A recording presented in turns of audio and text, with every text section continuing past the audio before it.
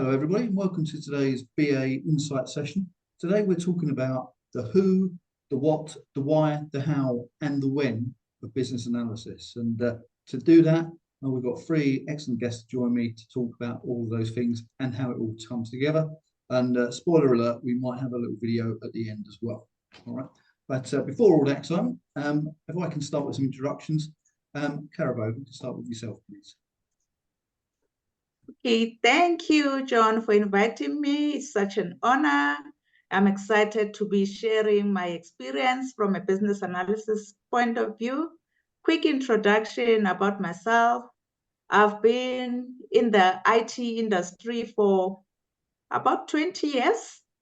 I've moved in different BA roles, started as a graduate BA and just moved up until I'm now in a leadership BA role.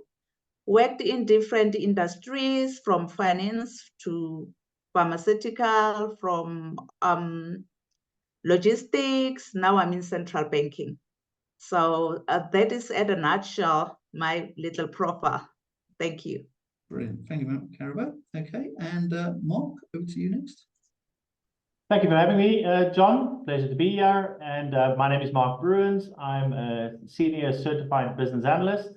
I've got over 40 years experience.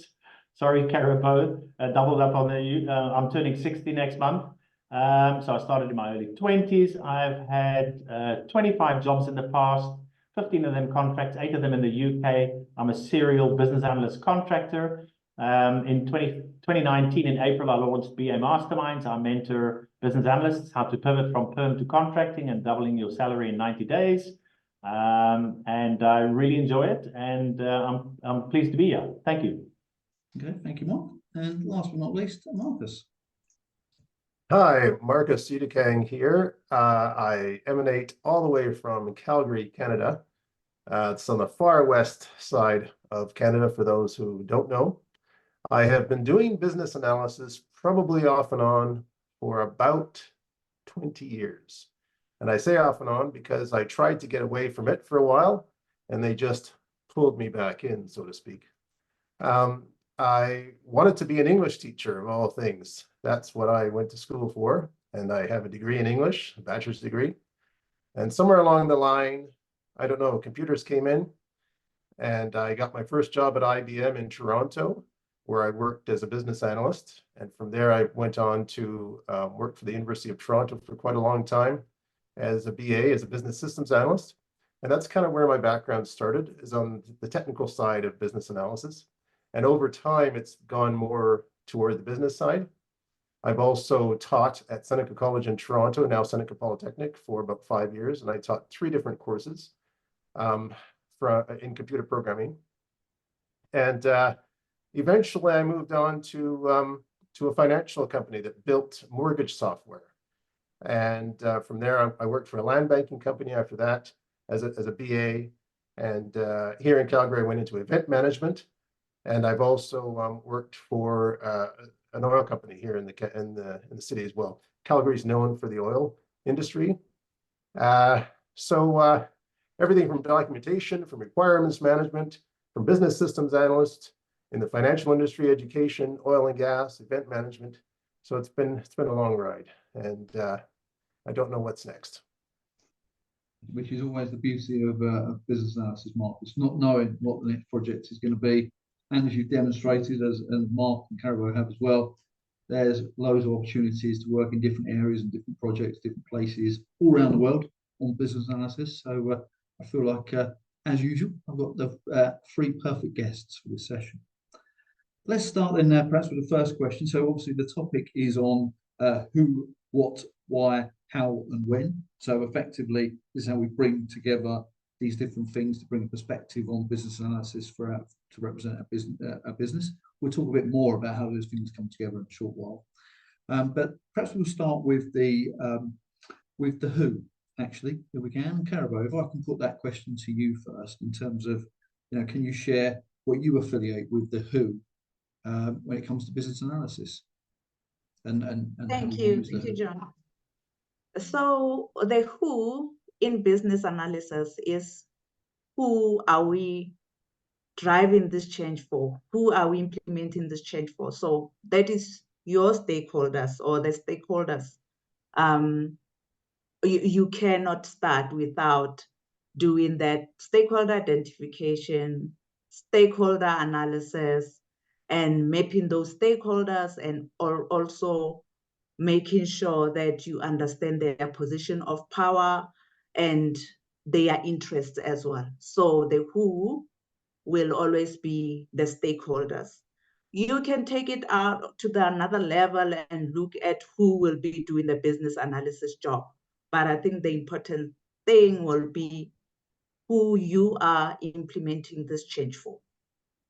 And I should have asked them the question, but are there any particular techniques or approaches, Karabo, that you apply when considering the who and the stakeholders? So one of the approaches that I think should be a start is conducting that stakeholder analysis. And some of the models that I have used or frameworks, there's an old framework, I think it's by Michel et al., the stakeholder silencing framework. It really positions the stakeholders in terms of their power, their legitimacy, their agency, and really looking at how do you classify the stakeholders and how do you address their interests depending on their power that they hold, how legitimate they are, and how urgent you might need to respond to their needs. So that framework really is my favorite to start with. Then the whole stakeholder matrix, then where you can start with identifying your stakeholders in terms of their interests, different classifications, what it is that they need or they desire from this change that you're bringing in. And depending on also their level of seniority or what their interests are, then you can address them accordingly and then manage, like drive that whole stakeholder management from that as a guide. Perfect. And a really good introduction, a great start to the session. So thank you, Karabo. And Marcus, same question to you around the who, please.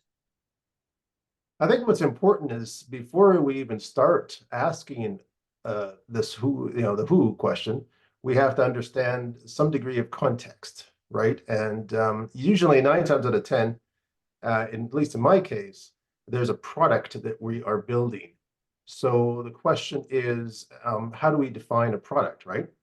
And usually it's something that's tangible. It's something that, like an application, maybe it's a part of an application that we're trying to get across to our stakeholders. And then I think once we understand the context, then we have to understand who those stakeholders are. And usually if I'm given a project by a manager, I'll ask, okay, can you recommend who I can speak with?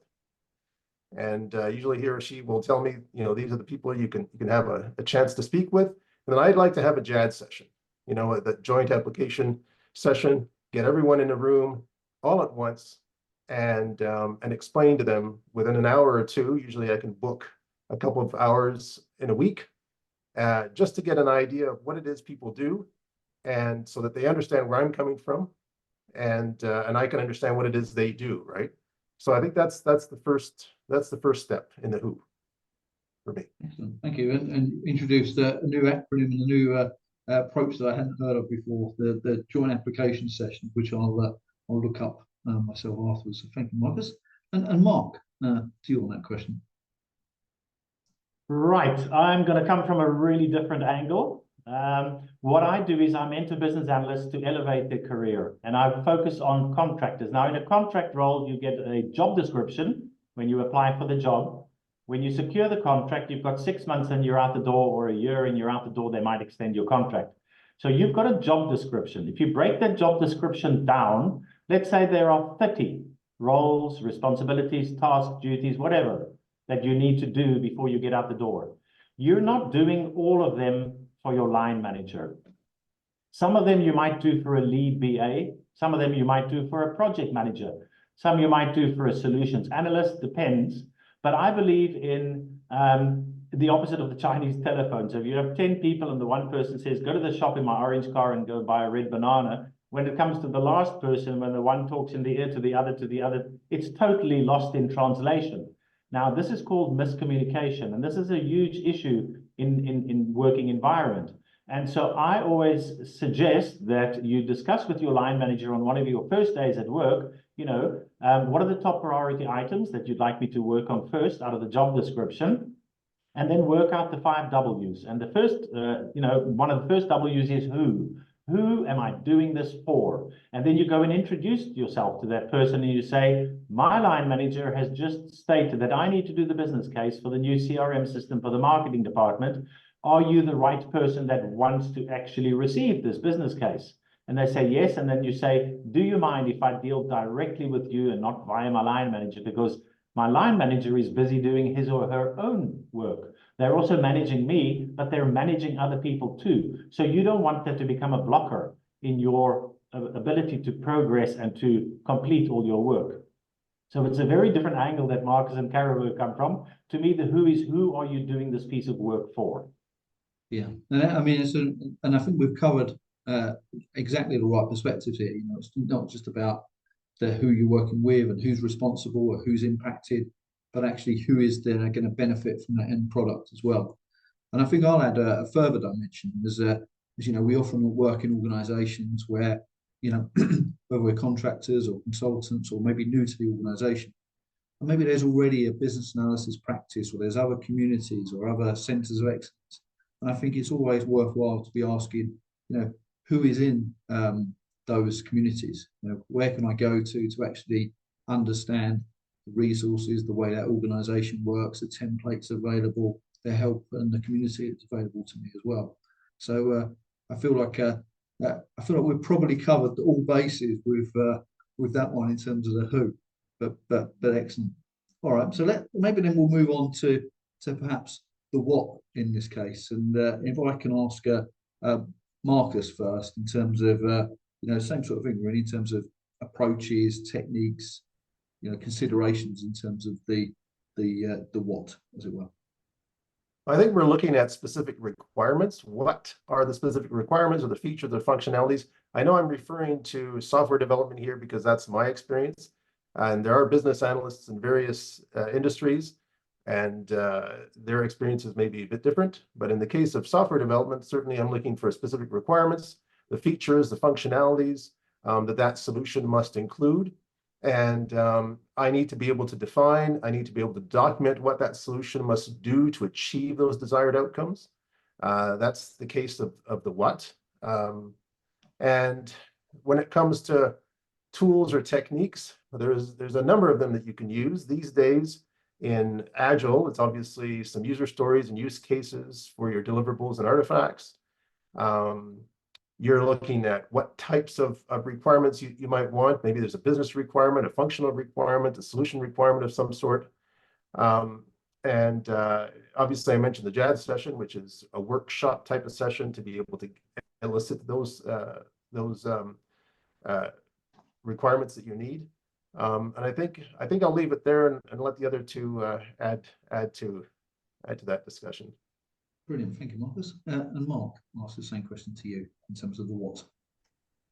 All right, thanks. I also agree with Marcus with the SDLC and all that, but I look at it again from a different point of view, from a business analyst contracted point of view. So you've got this list, let's say 30 items on the job description. You need to do it all. Let's say one of them is develop as is and to be done. Now, that in itself is meaningless because as a contractor, you need to finish all 30 things and get out the door. If you don't finish them all, you need an extension, and you need to prove why you need an extension, and it's basically bad planning. Proper planning prevents poor performance. So the first thing that you need to do is discuss with your line manager when the time is right, deeming on the priority of this task. You need to discuss with your line manager, what exactly must I do? Because if you break it down, you're going to do as-is diagrams, you're going to do gap analysis, maybe robotic process automation, artificial intelligence, maybe introduce ChatGPT, but what must I produce? So, I've seen it in somebody's CV and it said produced as-is and to be, and when I dive deep, he did 128 as-is diagrams. So it's a big difference if you're just going to do one or if you're required to do 128. Now, who's going to do the gap analysis between the as-is and the to-be? What stage must the to-be be? Must it be signed off, approved, going to testing, pilot, and go BAU? You know, you need to go dive deep into exactly what needs to be done by breaking it up. And another thing is what can be seen as two different things as well. What are my deliverables? So if you're going to do the as-is and to-be, then what are your deliverables? So the as-is would be, for instance, you know, the as-is diagram of the current CRM processing by the marketing department in Microsoft Visio. That is more the what. What are my deliverables? Because if you start producing it in Lucid Chart or something, and then they say we want it in Visio, the reason why you ask what are the deliverables, for instance, if it's a business case or a business requirement specification document, you'd ask for a template.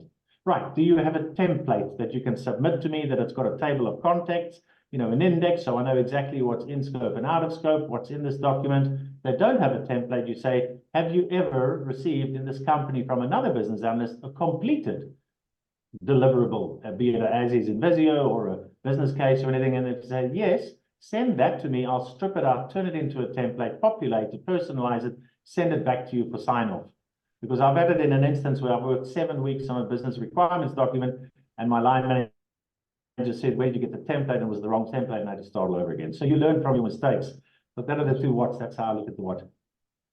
Yeah, and it makes me think maybe another what. Sorry, everybody, I put this in ahead of you, but it's basically what lessons learned are there from other projects as well. Wasn't on my list until you said that last part, Mark, so I thought I should add it. Karabo, your perspective on the what, please. So I'm looking at it differently, and again, looking at it from a change perspective or bringing about the change.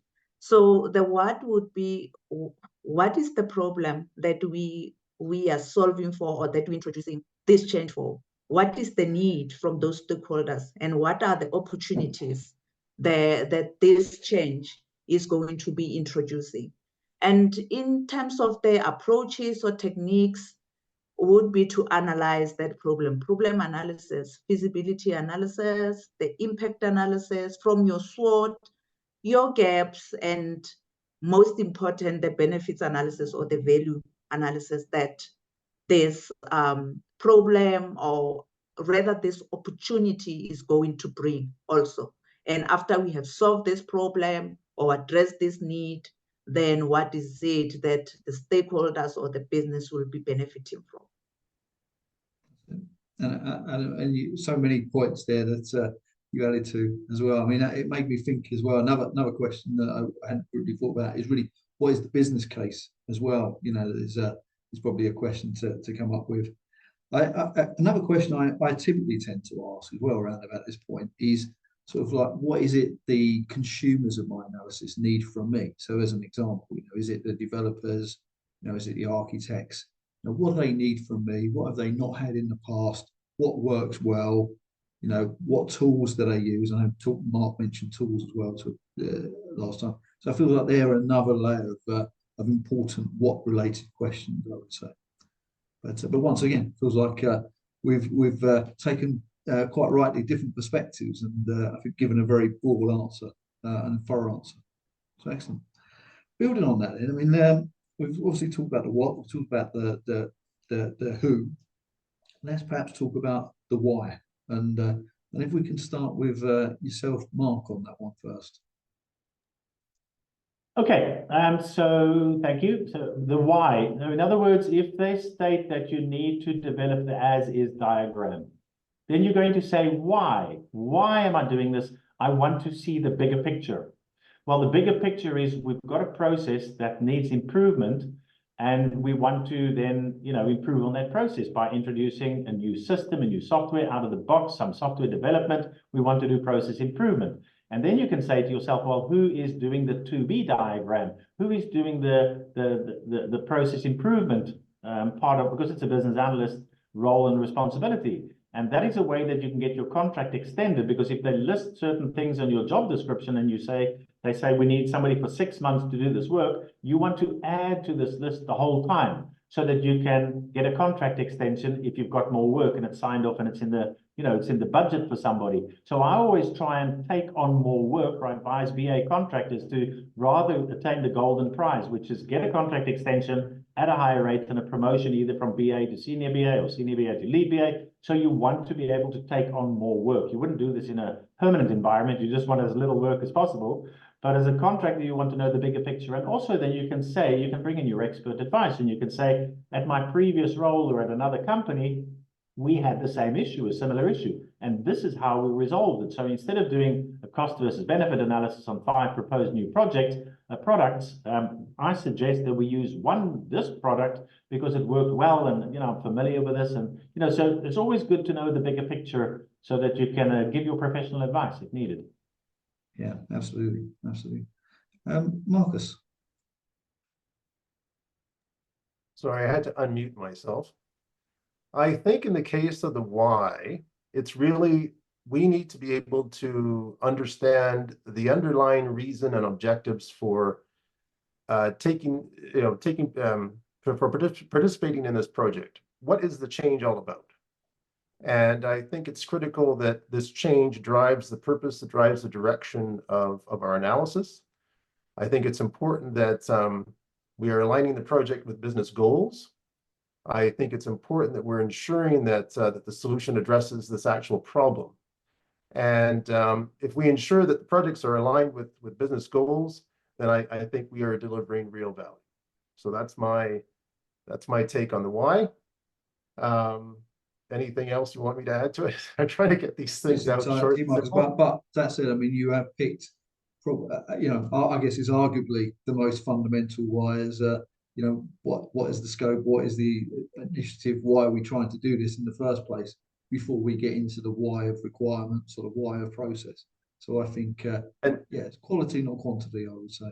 Yeah, and I know you had mentioned, something about what's the problem statement, what are the goals and objectives? What's the expected benefit of this? What's the value proposition? Has there been a cost benefit analysis that I can look at or that I'm involved in? But all these things will help us answer that why. Absolutely. And Karabo, your perspective? So I really agree with Mark. I would say to. So business goals drives or answers the why. Why does this business needs this? What are the business objectives? Why do we need to do this to align to our business strategy? So the goals, the objectives, and really going back to the stakeholders, having those conversations or those workshops, asking them the why, get into the root cause analysis so that you can get to a point where you are aligning their responses to whether it supports their objectives, their strategy, and their goals. Then the why will now lead you to the how, not to jump. But yeah, the why will then now dictate the next step. And it's interesting that you talk about the root cause there as well, because the why in that case can become multiple whys if we applied like a 5 whys technique to be able to find the root cause as well. So certainly, totally agree with those points, Karabo, I would say.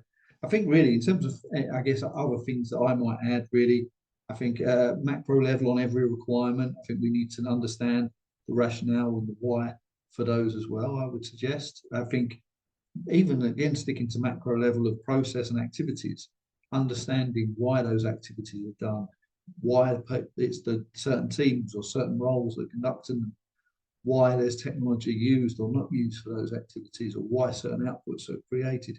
So just getting into the habit of asking why at all times will lead a lot to some really good insight. And I think as well, I think probably the last thing is just going back to what Mark was mentioning about whether it's contractors or permanent or consultants, really. I think maybe thinking about why the project plan is structured the way it is, why the objectives are the way they are, why there's a perception, why we've only got 2 BAs when perhaps we might need more, might be a question to be asked, or why do you think a certain skill set is required, as well. So I think, yeah, and I think as we've all demonstrated, I think asking why from many different perspectives at every different point in the process will give some really good insight, as I've already said. Brilliant. So let's then move on to the how, and I'm going to start with Karabo first, rightly as I should, as you kindly took us into the how when you were talking about the why. Yeah, your perspective on the how, please, Karabo. Okay. So now we have understood the why we are doing this. Now the next thing is now how are we solving for this problem, and how are we helping business to achieve this business objectives? So the how is how you are going to be solving this, and not as a business analyst alone, with everyone in the ecosystem or everyone in the SDLC in this case. So getting solution requirements, solution context, solution assessment, solution-based implementation plan. So now you are now starting to answer how will now this problem be addressed? What is needed to address this problem? How are you going to start analyzing this problem? And I look at it as the how centered around the solution to the product development or the solution changing or the changes that is being introduced. Thank you, Karabo. And Mark. See, Mark is unmuted there. We're not sure which order Sorry, this is going. Mark B. Okay. Okay, I'll go. So me again, the how, once you've received this job description and you've got the contract and you're going ahead for 6 months work, let's say, then you take that to your line manager on day one and you say, let's have a look at these tasks in the job description. You know, which one of these don't I have to do anymore? Because this job description could be 2 or 3 months old. They could have employed, you know, put out the job description, given it, marketed it, advertised it, shortlisted candidates, interviewed people, decided on somebody, and that person had a month notice period, so it took a month. So it could be 2 or 3 months old. So there could be some roles and responsibilities that can be removed from this job description before you even start with your contract. And likewise, things could have added on there. So that's the first thing you discuss with your line manager. What in all do I need to do? And then once you've determined what, then you need to prioritize each task. So if your line manager can't prioritize the task, you can't, because you've just joined the organization. So they need to go out and prioritize. But you just want 4 ideally. If they can prioritize just the top 4, you need to get started on those.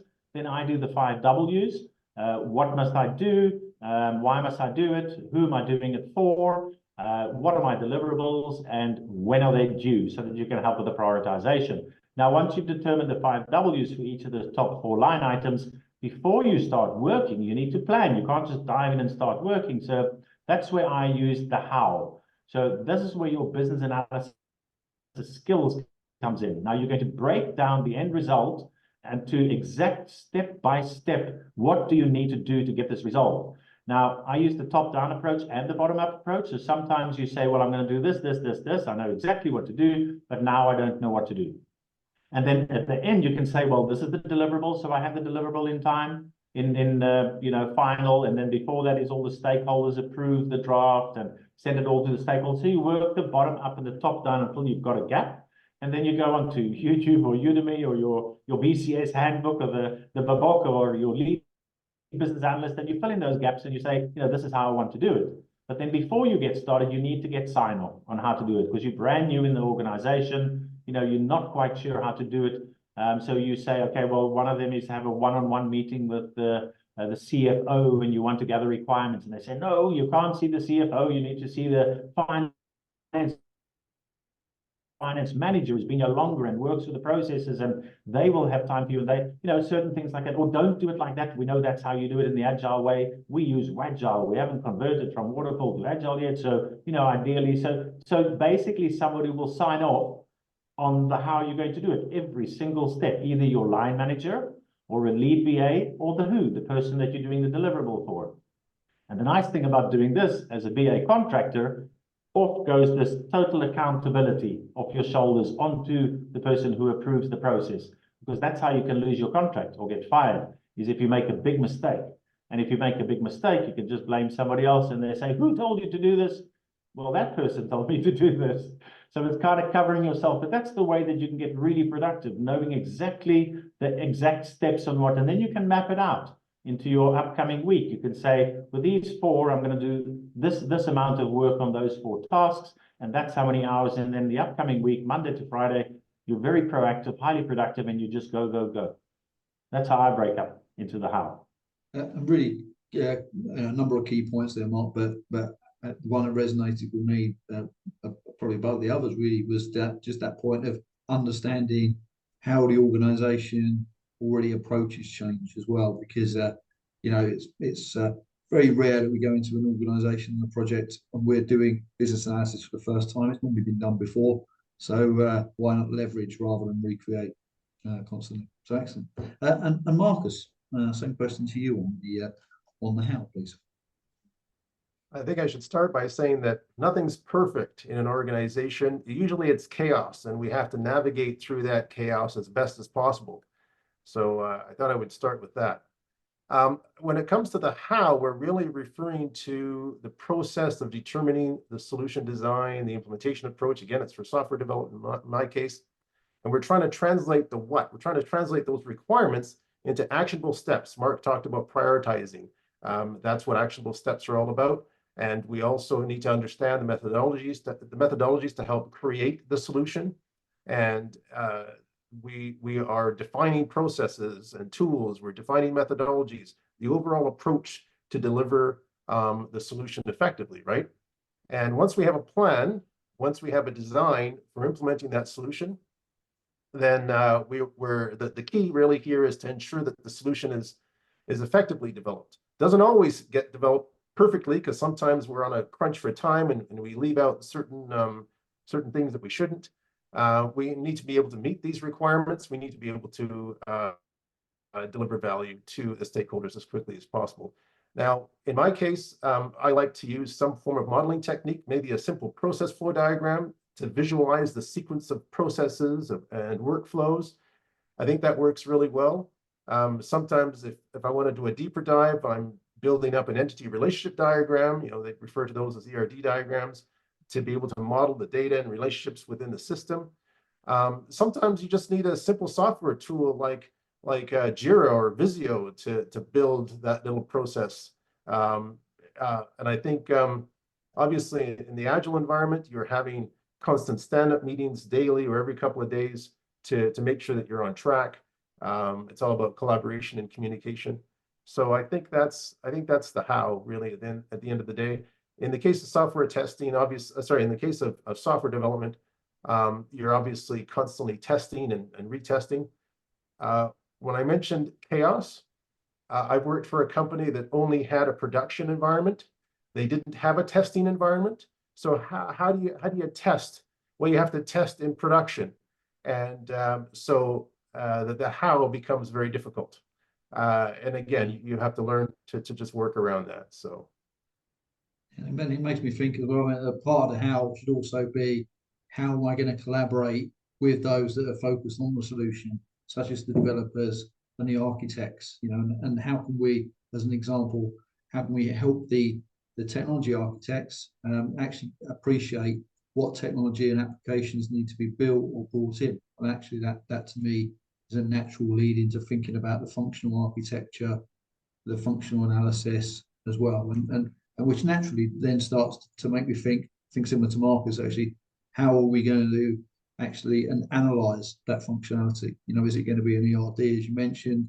Are we going to look at state transition diagrams, because that we were looking at workflow?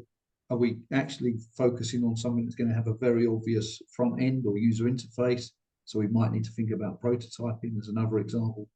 So plenty of different considerations there from different perspectives. But and maybe the last one as well is actually, how am I going to work with others in the team, and how am I going to report status and interact with my project manager as well? We shouldn't leave them out. So good. So once again, covered a lot in that session, in that part. So now let's talk about the when. And And Marcus, sorry to not give you a break on this one, but if I could start with you Yes. first on the when, please. The when, it's all about timing, scheduling. And I mentioned previously, sometimes you're on a short time frame, so you have to dispense with some functionality of this functionalities of this particular product. So planning is important, obviously. Managing that timeline is very important. Understanding what those deliverables are and the milestones and the overall schedule. If we need to be able to set realistic time frames, I find that in the case of software development, often I'm working late hours that I may not necessarily be paid for because the project just, my part has to be done. And it's just, you just bite the bullet when it comes to the when. But I think effectively scheduling tasks, understanding how to manage dependencies, understanding how to communicate timelines to stakeholders, I think is very valuable, and ensuring that project stays on track. Obviously, that's the role of the project manager or scrum master, but as a business analyst, you still play a part in that, and making sure that you meet those deadlines and you're contributing to the overall success of that. I think that's key. Excellent. Thank you, Marcus. For the when. Mark, this time. Wow, I think Marcus covered it all there. Got to take the wind out of all our sails there, Karabo. Okay, what do we add to that? Okay, so when again I see all the tasks as a contractor, they're once-off tasks. There's no point in giving you a recurrable task. So, for instance, second line support on a help desk. Then just now they use Zendesk and they say, we've got to upskill you on this. It's going to take you a month, and then you're going to be slow and make mistakes, and then it's another month. And then 2 months down the line, you're really productive, highly proactive, resolving tickets, closing tickets. Now, in a 6 months contract, after 4 months, you're just going to have to hand that over again. So we don't do recurring tasks. We mostly do once-off tasks. And once-off tasks need to have a deliverable. And all deliverables need to have a due date. So you go straight to the person that you're doing this piece of work for, and you say, when do you want this deliverable by? And then, you've got to understand the bigger picture, according to the project plan or a Gantt chart, that's what their interdependencies, as Marcus referred to as well. And you always try and buy yourself a little bit more time. You always say, like, what happens? Can I do it a week later or something like that? If they ask you when, then you just estimate the time, you double it, and you add a fudge factor, and they're going to say, "Oh no, why so long?" But I've got other work to do, and it's the so basically the when is when it is due. Now, if you are unable to deliver your deliverable, let's say a week before the due date, that is the time to let the WHO know that you're going to be late. And I always say to my masterminds, don't blame yourself. Always find somebody else that you can blame. Somebody's on maternity leave, or you've escalated the problem to your line manager and it's out of your hands or something like that. But you need to give them that leeway. You need to let them know it's not going to happen. It's happened too much in the past where on the due date, you're just not found. And you've got to seek alignment and transparency and accountability in such an issue. So to me, the when is the deliverable due. Thank you, Mark. And Karabo. So taking it just a level up. So now, after you have done the assessment of why the need, so the next thing to ask is, when do we have to deliver this? How urgent is this a required need? What are you responding to? And when do you need, like, for example, in certain instances, you're responding to legislative needs, legal driven kind of requirements, and you might have to respond and come with a solution quicker. So that is the first one, understanding when this will need to be implemented by. Then the second part, as a BA now, that's where you need to look at as to which deliverables do you need to deliver, and then work out your BA plan now, or your activity plan, as to when are you going to be required to deliver this. And that needs to be aligned to the overall project plan, working together with the project managers. So it needs to be a step from when is this need required by, and in order for you to meet that, what do you need to do by when as a BA? Then you put it in a plan aligned with your project manager, then it will answer the when, which is the timing, the agency of the requirement. That's it. And I mean, I feel like you've covered so much there that there's very little extra for me. So I'll take a slightly different direction here and really say that for me, an appropriate when question to be asked is really, when can we think about how the good practice that we've seen demonstrated on our particular project, when is it appropriate to try and surface that across the organisation? Can we feed it into the BA community as an example?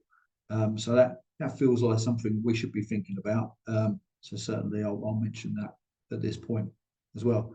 I think as well, touching on a point Mark made around, from a contract perspective, same for a consultant perspective, in fairness, there is it's always worthwhile having conversations with stakeholders very early on in terms of determining when is it appropriate to talk about the need to extend the contract. So it's no good finding out 1 week before the end of the project or the end of your contract that actually the when should have been 3 weeks before your contract ended, because procurement can't sort it out. So if it's 5 weeks, 6 weeks, 4 weeks, or 2 days, knowing about that gives everybody the opportunity to plan accordingly. And maybe, where you are not being extended, or that your role is coming to an end, when should my handover start might be another question to think about as well. Perfect. So we spoke about all the topics in terms of I won't read them all out again, but the who through to the when. Good now to think about how we bring them together actually as BAs. And Marcus, if I could start with you first on that question. We'll go to Karabo after that, and I know Mark's got a video to share on that topic. So we'll start with you, Marcus, first. I was going to say, just in reference to the contracts, I've worked with smaller companies or mid-sized companies that they give you enough leeway, the 3 weeks, a month, to tell you that you're going to renew the contract. But bigger companies that run very slowly, I may not know until a week before the end of the contract whether it will be renewed or not. So just I thought I would bring that up. We're trying to integrate the who, what, why, how, and when. Integrating these key components into this cohesive approach. We try to make it as cohesive as possible to ensure this comprehensive understanding, or the shared understanding, I think. So the who, right? Have we identified the stakeholders? Have we engaged with them properly? When it comes to the why, do we understand the problem? Is the problem defined? What are the business objectives? Do we know what the root cause analysis is? In the case of the what, have we elicited those requirements effectively, whether it's a use case or user story? Have we used the proper process models? Do we have the right information? When it comes to the how, do we have that solution design, that implementation plan? When it comes to the when, are we on the proper timeline? Are we monitoring that progress effectively? And I think that pretty much sums it up. So. And Karabo? Yes, so definitely all these questions answers the approach itself of business analysis. That's how I looked at them. If you miss to answer one, then you already have a gap there. So they are so interrelated. You cannot go into a project or try to implement a change or a product without understanding who you're doing it for. What is it? Why are you doing it? And how are you going to do it? And when is it required by? So just missing to answer one, then you don't have a complete picture, or your entire analysis will be flawed.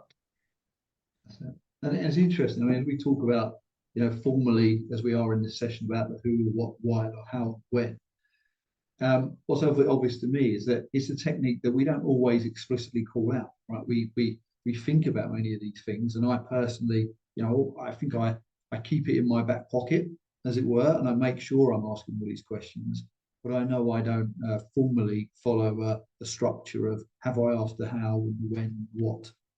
But for some, I'm sure it will be really useful. So it is worth recognizing for people that you can formally note this down and use that as a guide as BA, but also it's something maybe to refer to as you're going through informally, just to make sure that you've covered all bases as well. Feels like now is a good time to let Mark come in and share. He's got something to share with us it gives us a view on how all this stuff comes together, in a little more of a formal sense. So Mark, over to you. Thank you. So before I start, Mark, I just wanted to point out something. Your contract extension as a business analyst contractor is extremely important. I wouldn't go into reasons for it now. I can go into great detail, but you know, there's proactive and reactive in an employee type of state. So you can either start a job and go after 4 days. You can say to your line manager, "I'm finished with my onboarding. What would you like me to do now?" Right? That just doesn't count for a contractor. You need to hit the ground running. So if you want to start straight away, get all the work done, so you're basically proactive. So you get something called the performance appraisal. So I mentor my masterminds 5 weeks before the end of your contract. You contact your line manager and you arrange a proactive performance appraisal, and you ask, you know, what did I do wrong? What did I do right? And there's not going to be a lot that you did wrong if you mentored by me. And what did you do right? Heaps of things, good feedback. And then you need a basis to use something where you can share your screen or in person to put your case forward, why you're up for a contract extension, that you've been very productive, but you just have not, you've got a lot of work to do. And we use a template for that. So I use a template for two of my, for my masterminds with BAM productivity. It's the skills matrix and professional development plan, and the roles and responsibilities and 30, 60, 90-day action plan. And I want to actually host. John, can you please allow screen sharing? And then I can share my screen, and then I can take you through a quick 4-minute video. Just not John when I can share my screen. I think you should be able to do it right now, Mark. No, not yet. Still can't share my screen.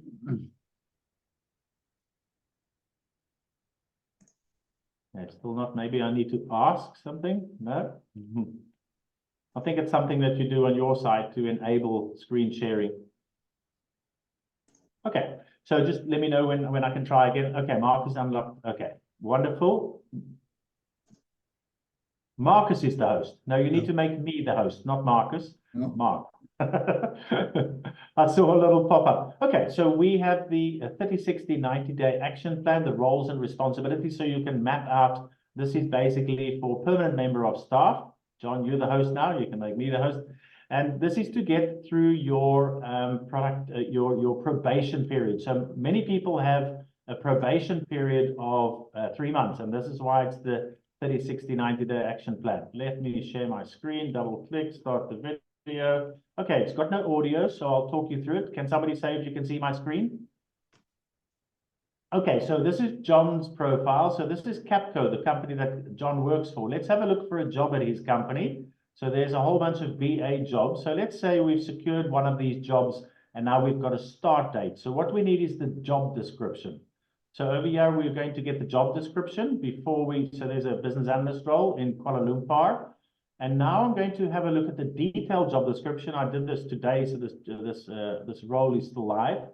And now we're going to see what the roles and responsibilities are. So I'll expand it there, and you can see there's a whole long list of what this person gets, a permanent job, but this is what you're required to do in your role. So now I copy this and I put it into Notepad so that I can lose all the text and the formatting. And you can see now that I've got the original text. There's a bit of an overview, and here's the original text straight from the job description. I've gone and modified this original text because you need to break it out into the what. What do I need to exactly do? So you can see they're preparing, facilitating, documenting client meetings and workshops. Very different. A client meeting is very different to a client workshop. So that's why you can see I've broken down the job description into more details to give me more work to do so that I can get my contract extended. So I can go to my line manager and I can say, well, let's prioritize these tasks. And there's different priority methods. You get high, medium, low, red, orange, green, 1, 2, 3. I don't use any of those priority methods. I use 1, 2, 3, 4, 5, 6, 7, 8, 9, 10, 11, 12. Those are my prioritization methods. So now I will be actually copying and pasting this into Excel. So this is the template that we use. So I'm first going to show you the blank template before I populate it. So it's the name of the document, is your R&R. That's my name and surname. And then let's just say John is going to be my line manager. He's my line manager for this role. So here is the break it down into the 5 W's, the when, the what, The what, the why, the who, and the what, and the what are my deliverables, and the when.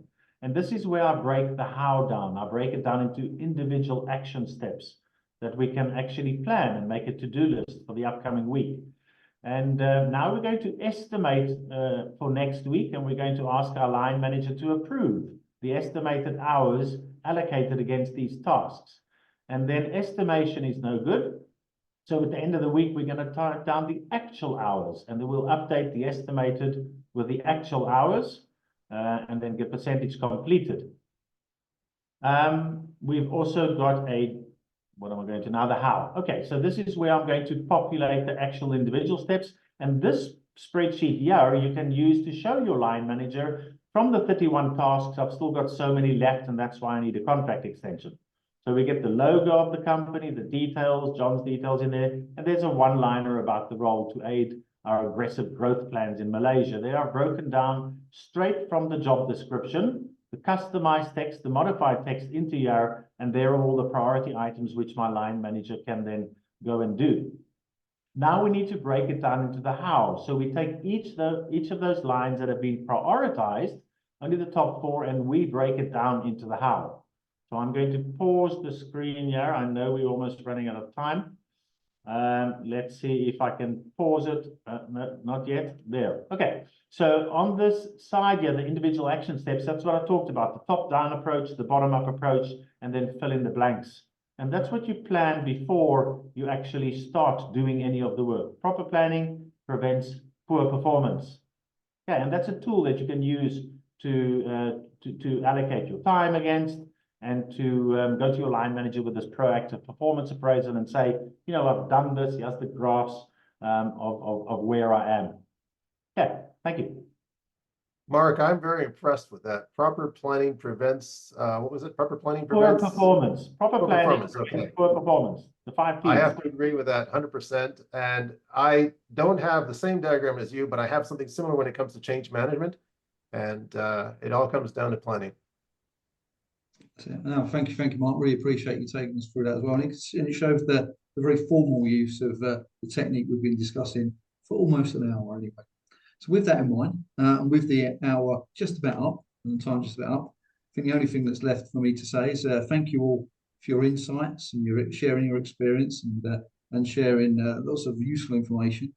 And a few techniques I hadn't heard of as well, so I'll take those away. I think, Marcus, one of your acronyms was certainly one that resonated. I think it was the joint application session, the JAS session, so I'll think about those.